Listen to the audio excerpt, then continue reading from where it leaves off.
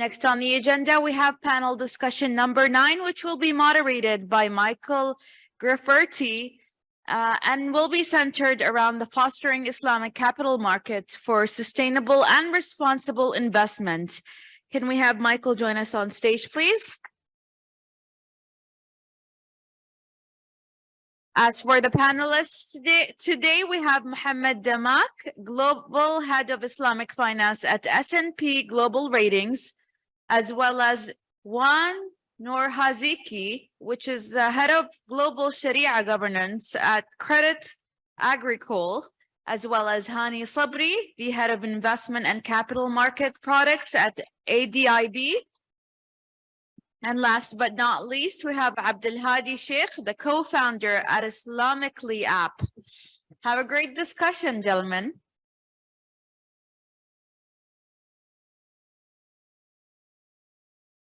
Thank you so much, Hawda, and thank you for your management of this session yesterday and yesterday evening and all of today. It's been very delightful. Thanks to our friends, especially at the Arab Federation of Capital Markets, for your kind invitation for us to speak, especially to Reem, Fadi, and to Joe for your organization. As well, thanks to the Muscat Stock Exchange, our hosts the last 2 days. A privilege to have this opportunity to raise Islamic finance, which we haven't discussed too much over the past couple of days. ESG certainly has permeated every conversation, and we look at this as an opportunity to bring the two together, and it's particularly pertinent in our region. We realize we stand between you and lunch as well, so we'll get right to it. We'll launch right in. Directly to my left, Mohammed, I'll ask you if you can place the discussion into context a bit. So where is sustainable Islamic finance, or is Islamic finance for sustainable purposes? Where are we in the broad context? Where have we come from, and where are we? All right. Thank you, Michael.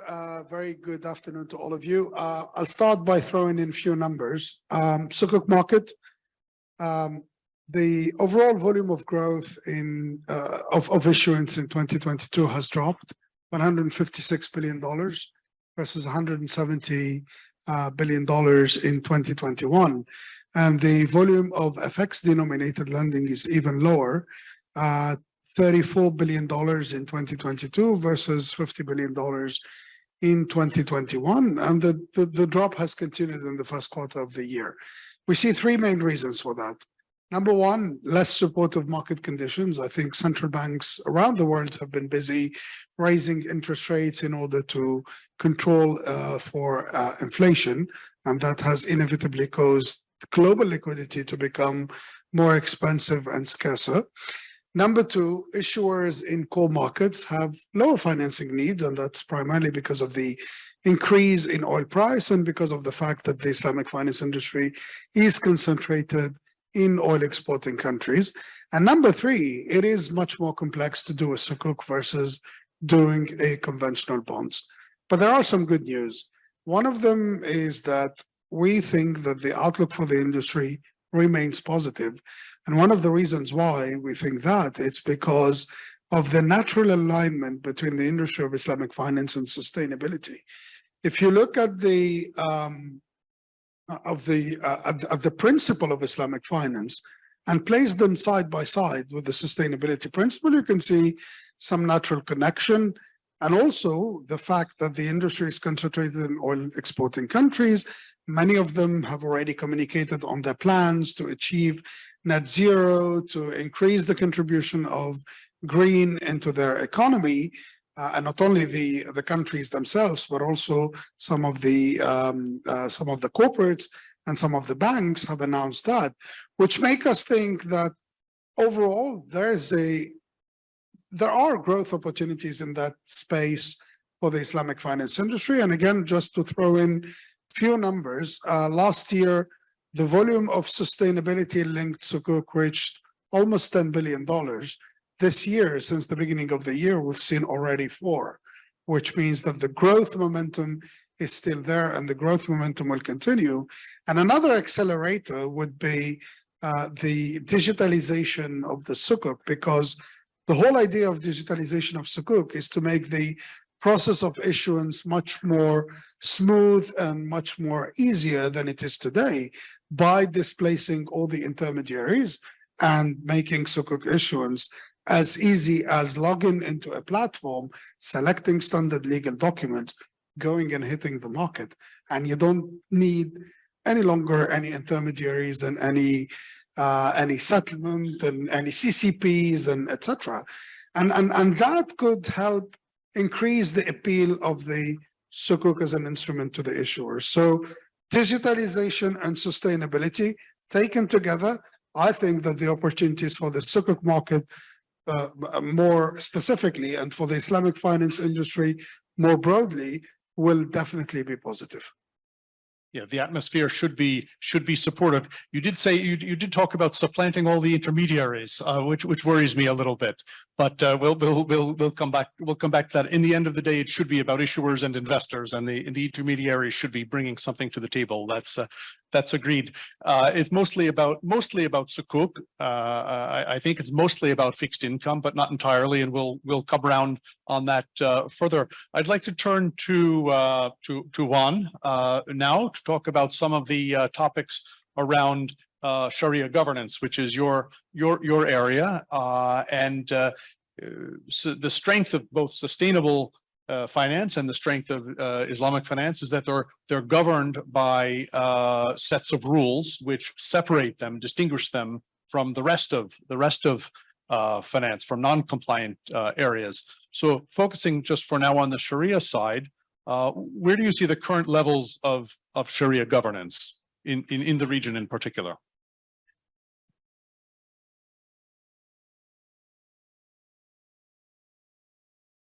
Thank you, Mike. Yeah, it's my great pleasure to speak at the conference today.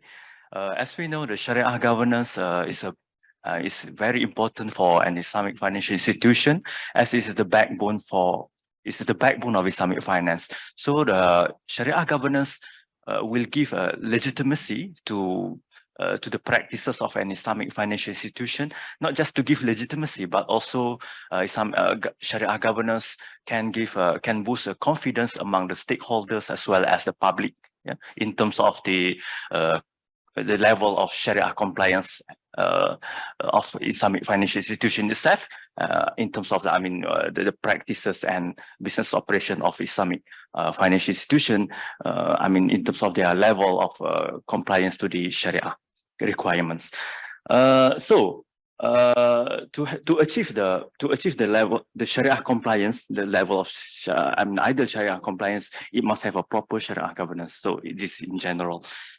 So before we assess to the current levels of Sharia governance, let's trace back a bit about the chronology of the Sharia governance framework adopted by Islamic financial institution, as well as we need to, maybe we can see a bit in terms of the practices, the current practices of Sharia governance among Gulf countries, yeah, some of the jurisdictions. Of course, first of all, we need to, we recall that in AOF as an international standard setting body for Islamic finance industry, first issued Sharia governance related standards in 1999, when they issued the governance standard 1 and 2 that is related to this to the International Sharia Committee practices of Islamic financial institution, and in 2009, IFSB, as an Islamic Financial Services Board, international standard setting body for regulatory and supervisory agencies, focusing on Islamic finance and capital, Islamic finance, Islamic insurance and capital market. They issued the first they call it IFSB 10 of the Sharia governance system for institutions offering Islamic financial services, and this would we could say that this is the first comprehensive but high level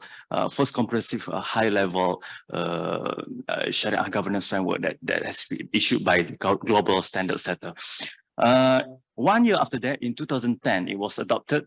It was adopted by Central Bank of Malaysia by introducing the Sharia governance framework in 2010. And of course, some of the roots of this Sharia governance framework has been adopted from the IFSB's Sharia governance system, FSB 10. And okay, when it comes to the practices of some Gulf countries like Oman, Kuwait, Bahrain, UAE, Qatar, and Saudi, we see that, for example, it has been in existence in these Gulf countries, the Sharia governance framework. I would say that in terms of the Sharia governance system, they have some differences and they have also similarities. For example, like in terms of the establishment of the Central Sharia Board, establishment of the Central Sharia Board, we can see that Oman, UAE, Bahrain, they have the Central Sharia Board at the central bank level, while Qatar and Kuwait they have also Sharia.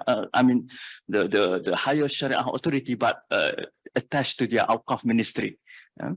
Maybe not at the central bank level, but it's attached to their respective Awqaf ministry. And one thing that we can highlight from Sharia governance system that have been in existence in this some jurisdictions in Gulf countries, like in Oman, is something like quite unique in Oman, where their Sharia governance framework at the central bank level, it has made a requirement that the member of the Central Sharia Board Authority cannot serve any Islamic financial institution in their country. But this is quite different when we see the practices of other jurisdictions in the Middle East. And at the same time, one Sharia Board member cannot serve any Islamic financial institution in this country. This is something that a uniqueness about Sharia governance framework in Oman, compared to other jurisdictions. Maybe I will share also some updates from the in terms of the Sharia governance framework. Before I jump into my conclusion to say that what is the current level of the Sharia governance now. For example, recently UAE Sharia governance framework as well as Kingdom of Saudi Arabia in 2020 has issued a comprehensive Sharia governance framework.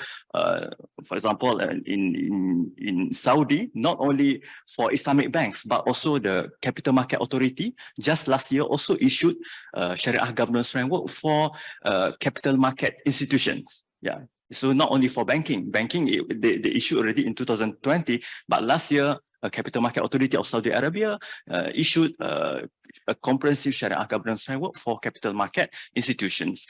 And just recently, governance standard number 8 and number 10 and number 11 and number 12 were issued by the AOF. And for example, like GS governance standard number 8, Central Sharia Board. This is a new standard that has been issued by AOF to cater the comprehensive requirements for the establishment of the Central Sharia Board, as well as governance standard number 10 issued by AOF also for Sharia compliance and fiduciary ratings. And recently also they have issued the governance standard number 11 about internal Sharia audit for Islamic financial institutions. And they also issued the governance standard number 12. This is also last year, about sukuk governance to provide detailed guidelines on sukuk governance to the Islamic financial institutions.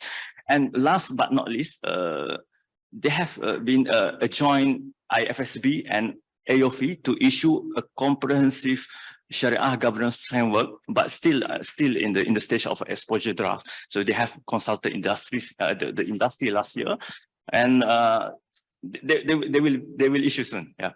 And now my conclusion is that the current level of Sharia governance in terms of the practices in the most jurisdictions in the Gulf countries, I would say that now they have reached the level of advance where I would say that most of them they have in place the a comprehensive Sharia governance framework that have been practiced by their respective Islamic financial institutions. Yeah, that's very helpful, Juan. And I can see that the level has risen quite a bit. I think we'll have to return also, though, to implementation and adherence to the standards as well. And perhaps Hani and Mohammed will want to return to that. But I just wanted, before that, just to turn to Hani a little bit. You're investor facing, and I'd like to know a little bit more, and I think the audience as well, a little bit more about the investor base for Sharia compliant products, but also for sustainable products and the intersection between the two. Are they two separate ones that meet sometimes, or are we developing a dedicated investor base? Can you tell us about the investor base? Sure. First of all, thank you, Mike, and I would like to thank the Arab Federation for inviting me to be part of this panel and discuss a very interesting topic, actually. As we were discussing before, the ECG and the Sharia principle, or the ECG, is a part of the DNA of the Sharia principle.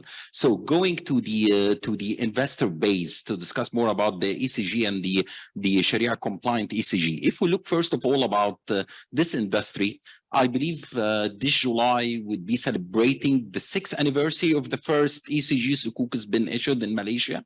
So we are talking about a young industry starting from 6 years ago. It's around 1% of overall global ECG fixed income market and 3% of the sukuk issuance. Those numbers is not really reflecting the growth. If you see on the 2022, there is a 62% growth on the issuance of the ECG sukuk, mainly been by the issuance happened in the GCC, led by the Saudi National Bank and Riyadh Bank issuing the first tier 1 ECG sukuk, and then Dubai Islamic Bank.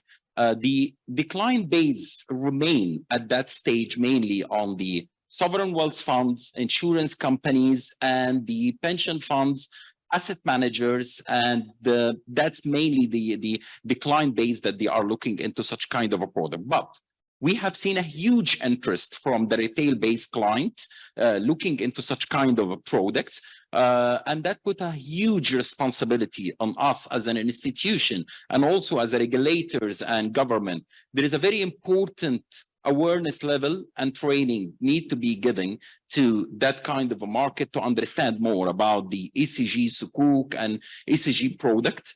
We still lack of certain products to be offered, especially to the retail client, mainly that you have seen that majority of the such kind of a sukuk is a long-term sukuk and long-term projects, infrastructure projects. We need to develop more from a Sharia perspective product which suiting more the retail-based client. But there is an interest from the client, especially we have seen them starting before the pandemic and increasingly happening after the pandemic, and remain also one of the focus area of definitely, as we have discussed now, with the large entities looking over their ECG strategies and investing part of their funding into such kind of instrument. That's mainly what we can see as a quick snapshot or quick snap on the current market. But looking into the future of this, we are seeing a huge funding required by the governments looking into the net zero commitment in UAE 2050 and Saudi 2060, infrastructure projects, and the developing country funding gap. Research is saying that between $30 to $50 billion would be raised between now to 2026 to deliver the SDGs. Okay, so that shows how this industry is growing, and we are talking about also an expectation of the total ESG AUMs to be increased from an 18 trillion to 33 trillion. We hope that definitely the Sharia compliant will take a large portion of this, but it would require a lot of effort and synergy between all the stakeholders. Yeah, terrific. It's wonderful to see how the fixed income market has developed from a purely wholesale international market to one where the local markets, including local currency, is really stepping up, and it's becoming much more in the awareness of retail investors.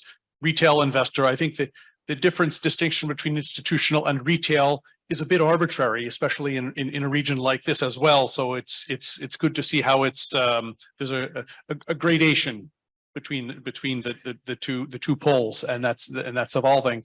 I'd like to bring into the conversation Abdul. You're really at the frontier of bringing in new investors, and particularly, if I understand correctly, retail and smaller investors or family investors, if I may say.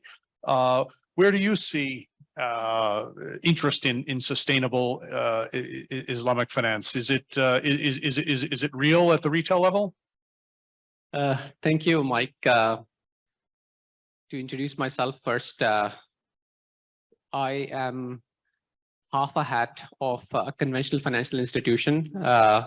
We service a lot of large financial institutions and supporting them with the data on Sharia compliance, and half a hat of introducing tech-oriented products using which all the expertise of all the institutions and of all the panels before us spoke about, and getting it down to the retail level. So very interesting question that Mike has put up to me, that at the grassroots level, at individual level, each of us individually, forget our institutions, are we interested in looking at Sharia compliant as well as ESG compliant products to be part of our portfolios? The answer is a clear yes, from two perspectives. One, everybody is now thinking and is already convinced that ESG is a key part of all our lives, whether it be our food, whether it be financial services, whether it be our clothing, whether it be our entertainment, whether it be our travel. Everybody understands that, yes, we've got to be concerned about the ESG, the carbon credit issues, the climate change issues. At the same time, there is a huge amount of interest that is being coming into retail investing on the Sharia compliance side. I can tell you this, that on a scholarly level, like how the Sharia scholars brought about the change in Sharia financial institutions in the past 4 decades. I'm saying past 4 decades because I'm counting modern Islamic finance, starting out from the establishment of DIB way back in 1970s to now. It's been 40 years. Sharia investing has increased many folds from then onwards. But is it time now to also look at ESG and grow the Sharia compliant industry along with the ESG industry? The answer is yes. And the demand actually has to come in from individual retail investors. The COVID boom that we saw, wherein retail investors has participated massively into the financial markets, and even beating down all the estimates of the corporate institutions, thinking that the markets will move the way the corporate institutions would like it to move. That myth has been broken in the COVID seasons. Yes, as a straightforward answer, we on our app, the Islamically app that we have 250,000 users, constantly get asked that is Sharia in line with ESG? And as all the panelists over here agree, Sharia inherently is compliant with ESG. The problem that we are seeing now, which is getting addressed as we speak, is the codification of both of these things. Modern Islamic finance, modern Islamic investing grew many folds as soon as we had codification. As Juan and Hani has rightly pointed out, that the codification helped the growth of the industry. Similarly, we would like to see from a Sharia scholarly perspective, Sharia scholarly thought perspective, that we overlap all our Sharia standards with ESG standards. Inshallah, that will be done very soon. I see a lot of initiative happening in the market. At the same time, the two-pronged approach, the scholarly approach is one side. The second is the demand. Sustainability also means that the product should be sustainable in the market. It should be accessible to the public. We follow the 3P formula essentially. Is there a sustainable product available? Is it at a sustainable price? And do we have a sustainable penetration strategy? And that's where fintech come in. That's where people like us at Islamically come in to create that reach. In just about, just an example I'd like to give you, a mutual fund got launched in India about 20 years back, which is Sharia compliant. In 20 years, the AUMs have been less than 200 million. using a fintech platform like us, we launched an insurance policy linked to investment policy linked to an insurance policy in India. And in just about 2 months, we have AUMs of $10 million. So that's the power of fintech. That's the power of retail investing. And yes, there has to be awareness that has to be created. That's one side. Fintechs can do that as well. Create products, create agility, reduce the price points, increase the penetration, and bring more and more products to the consumers, which are ESG compliant and Sharia compliant. That's my thought.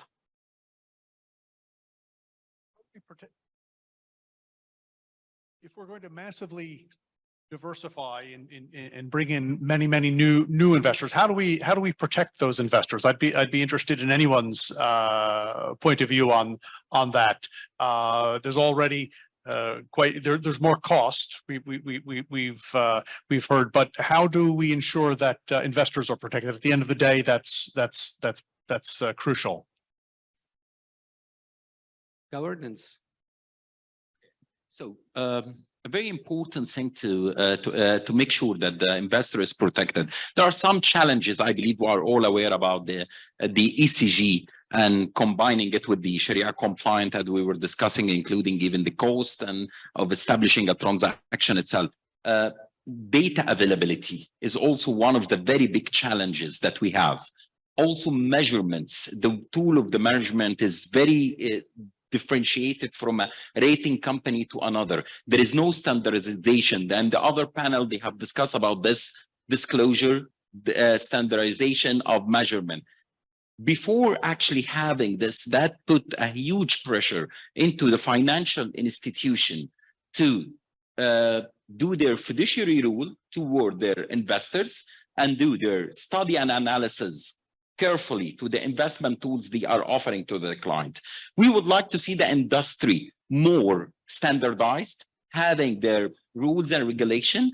We have seen recently the Security and Commodity Authority have published the new regulation on the green sukuk and green bonds. That's a very good move. We are seeing currently, especially in the region, a very important move and initiative happening in the government and regulatory perspective. Till the moment that would be there, so the effort of securing the client interest is going to be the financial institution effort, and it would differ from company and entity to another. We would like to see this industry more standardized, which will help the entities and the client to look into this. Going to the fintech, which is going to we believe is going to play a very important role. Without the availability of the data, fintech cannot work. I understand, but Mohammed, how do we address the cost? These are challenges, but they also seem to be costs. Right. Standards, I think having standards is good, but having standards that are applicable and that are close to reality is even better. Because if you have disruptive standards, like what happened, for example, with the implementation of AOE 59 in the sukuk market, that could be disruptive for the industry. And now I think people are nervous about where the standards are heading and to what extent this could disrupt the market even more if someone starts to question or starts to require some mechanisms of revaluation of the underlying assets into the sukuk market, i.e. by removing all the fixed income characteristics of the sukuk and transforming it into an equity instrument. And that goes also with the protection of the investor. Many of these investors are buying the sukuk with the understanding that this is a fixed income instrument. If it's all of a sudden becomes an equity instrument, then then the pricing mechanism becomes different, the appetite becomes different, the various investors, I mean, the investors are different. They're not the same as the fixed income investors. Well, philosophically, what should it be? A fixed income instrument, or is Islamic finance more suited towards risk sharing as with an equity? It's a debate that the industry needs to have and needs to decide. But from our perspective, we think that there's space for everything. I mean, if you look at the spectrum of the products available in Islamic finance, it covers everything from fixed income to equity-like to pure equity-like, like the additional tier one instruments. And we can discuss about that in light of what happened in Europe with some of these instruments. But I mean, in the Islamic finance industry, you have all the spectrum of the product. So steering the industry in a direction or in another, this is a debate that the industry needs to have. But ultimately, there's place for everyone. And I think avoiding fragmentation in order to create a larger market is what we need. I think you'd agree. I think at this point, we should probably keep open and ask if there are questions or queries from the audience at this point. And I think there's a microphone coming around.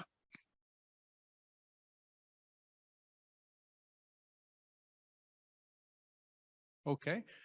Well, while you're thinking, I'm going to ask each of you what you would like to see, beginning with Abdul, to see in the future to help Islamic sustainable Islamic finance. If you could wish one thing, which direction would you like to see? Absolutely. One wish list that we always have as fintech practitioners or even as industry practitioners is codifying a set of rules through a governance framework.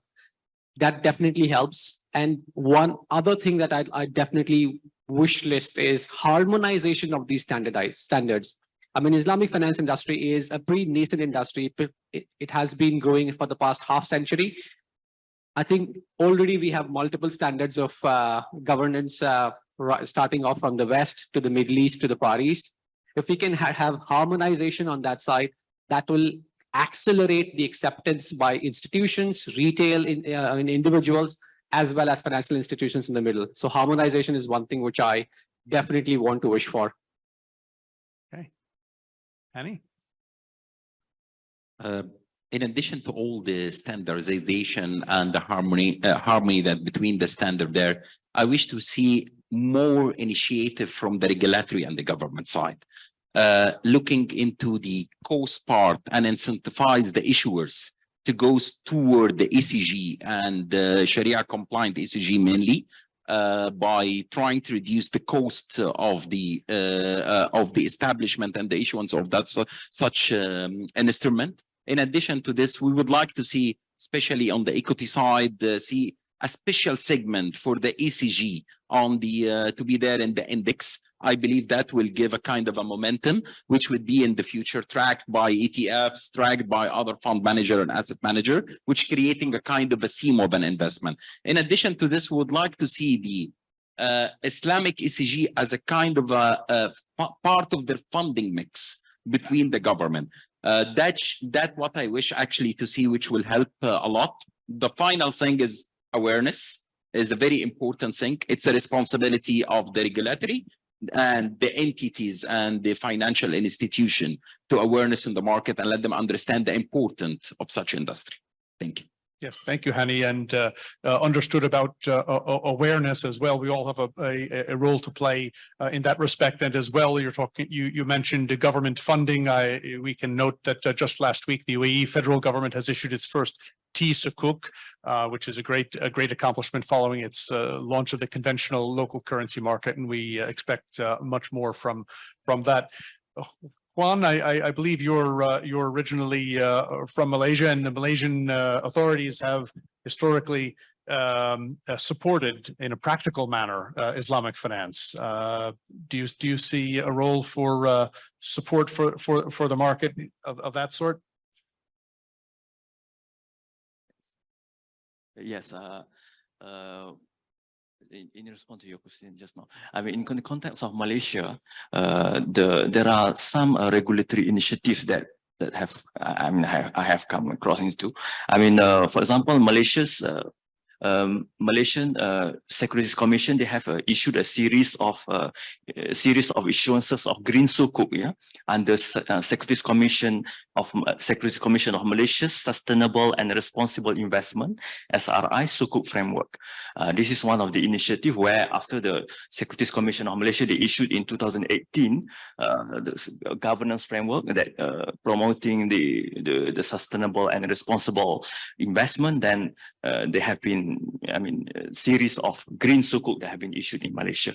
And in addition to that, Bank Negara Malaysia or Central Bank of Malaysia, they also have issued issued implementing guide for value-based intermediation, which is this one. It is based on the ESG as well. I mean, so and on top of that, there have been also a discussion among the Sharia scholars in that jurisdiction where they come into conclusion that the ESG or the value-based intermediation, comply or in line with the maqasid al-Sharia or the ultimate objectives of the Sharia. So this is among the initiatives that, the regulatory initiatives in the Malaysian jurisdiction. Yeah. Hani, did you want to just have a No. quick word? Okay, I think it will, unless there are further, if there is a question, we'll keep open and then we'll give the last word to Mohammed. Right. Three things. More issuance. I think the E is naturally coming because the industry is concentrated in all exporting countries that are implementing some policies in order to transition their economies out of fossil fuel. So the E is naturally coming. The S is still missing. And I think the industry has missed the opportunity of the pandemic to show its S, the S in ESG. More digitalization and simplification. And the reason is simple. It's because this would restore the appeal of the sukuk as an instrument to new issuers. Because if you look at the structure of the industry by geography in 2012 and compare it with 2022, you would see that it barely moved. It's still concentrated in the same exact countries in which the whole thing started. And by having an easier process of issuance and by leveraging all the solution offered by digitalization, the industry could attract interest beyond its own territories and could see more, like, for example, we've seen Egypt tapping the sukuk market this year. We could see more of that because in the past, we've seen many issuers looking eagerly at the sukuk market and then deciding to walk away because it was much more complex, much more time consuming and more expensive to them to raise a sukuk versus a conventional bond.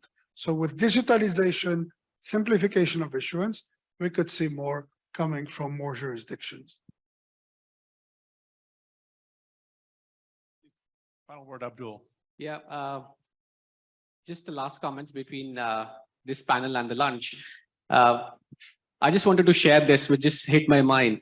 15 years back, when I was introducing myself as to what do I do, I couldn't say that I'm in the Sharia investing space back home in India because they wouldn't understand that.